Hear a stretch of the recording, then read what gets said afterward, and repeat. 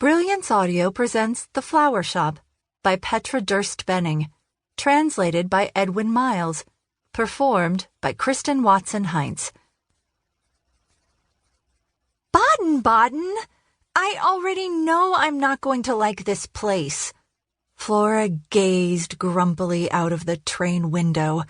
The black coal smoke billowing from the locomotive mixed with the silently falling snow, creating an ugly, blurry veil that made everything gray and shadowy. The few people she saw had their noses hidden inside their overcoat collars or behind their handkerchiefs to protect them from the bad air. Flora pointed beyond the station building to a huge banner hanging from a hotel window. Bayerischer Hof! Look how they go on about their food and drink. Don't worry, our hotel is much closer to the center of town, and I can tell you now that it's far less exclusive. Flora Kerner, who was sitting beside Flora, sighed. The last thing she needed was her daughter's carping.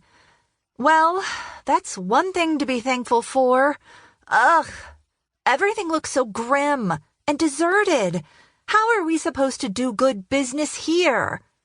Flora seemed unaware that her own countenance was at least as grim and unwelcoming as the face of Baden-Baden on that winter's day. Hannah also peered dubiously at the snowed-in town. There were no soldiers in sight, although she was not sure if that was a good or bad sign. France had not yet officially surrendered, and the Franco-Prussian War continued despite the newspapers' exaggerated reports of a German victory. Apparently, King Wilhelm had had himself declared emperor just a few days earlier in the Hall of Mirrors at the palace in Versailles, and the papers were talking about it as a gesture of complete subjugation. A German emperor in Versailles. That was something.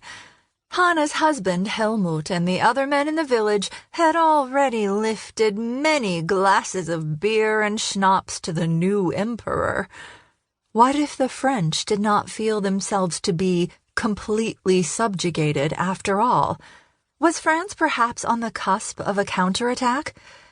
And if it was, then Baden-Baden was a particularly unsafe place to be. Although Hannah loved the town and knew it very well from earlier visits, she had an uneasy feeling. There had been far better times to visit Baden-Baden, and there certainly would be again, which only made Hannah even more resolved to put on a confident, carefree face for Flora's sake. She did not want fear added to her daughter's rancor and discontent.